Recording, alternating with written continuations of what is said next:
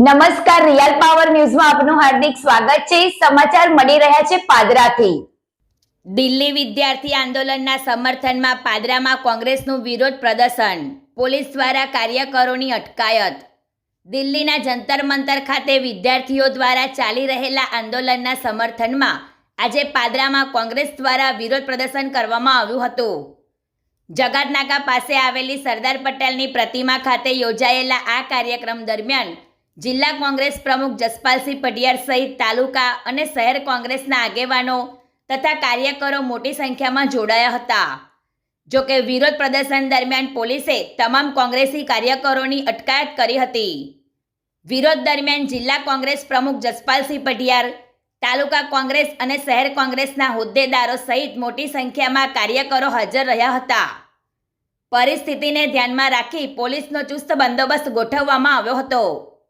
વિરોધ પ્રદર્શન આગળ વધે તે પહેલા જ પોલીસે જિલ્લા કોંગ્રેસ પ્રમુખ સહિત તમામ કાર્યકરોની અટકાયત કરી હતી। ત્યારબાદ પોલીસ દ્વારા તમામને કસ્ટડીમાં લઈ કાર્યવાહી હાથ ધરવામાં આવી હતી। દિલ્હીના વિદ્યાર્થી આંદોલનના સમર્થનમાં પાદરામાં યોજાયેલા કોંગ્રેસના વિરોધ પ્રદર્શન દરમિયાન પોલીસે તમામ આગેવાનો અને કાર્યકરોની અટકાયત કરી છે। હાલ સમગ્ર મામલે રાજકીય ચર્ચાઓ તેજ બની છે। પ્રકાશ પટેલનો report, real power news, Padra.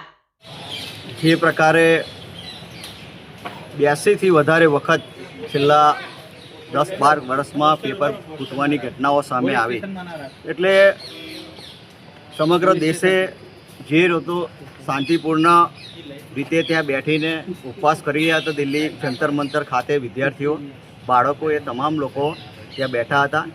પરંતુ જે રીતે ઉપવાસ આંદોલનને તોડવા માટે ત્યાં બેઠેલા લોકોને ત્યાંથી લઈ લેવામાં આવ્યા, સાથે સંસદ તરફ જે કૂચ કરતા વિદ્યાર્થીઓ હતા એમની સાથે સંવાદ કરવાની જગ્યાએ જે બર્બરતાપૂર્વક લાઠીચાર્જ કરવામાં આવ્યો।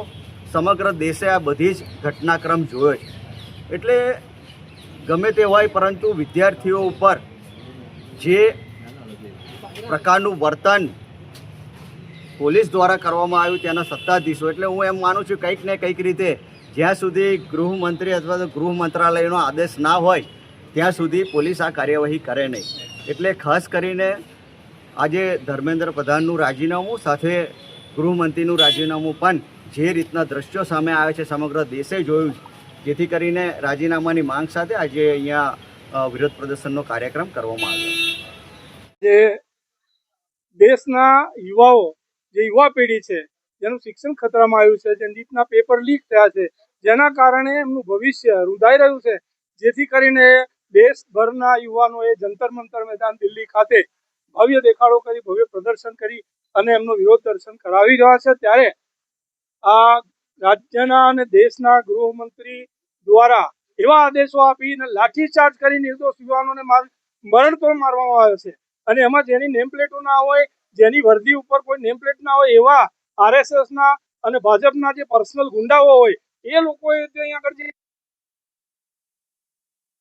જે અમે પાદરા કોંગ્રેસ દ્વારા શાંતિપૂર્વક રીતે ઉપવાસ પર બેસવાનું એક આંદોલન ઊભું કર્યું હતું, એમાં અમને અહીંયા પાદરા પોલીસ સ્ટેશનમાં ડિટેન કરીને લાવવામાં આવ્યા છે।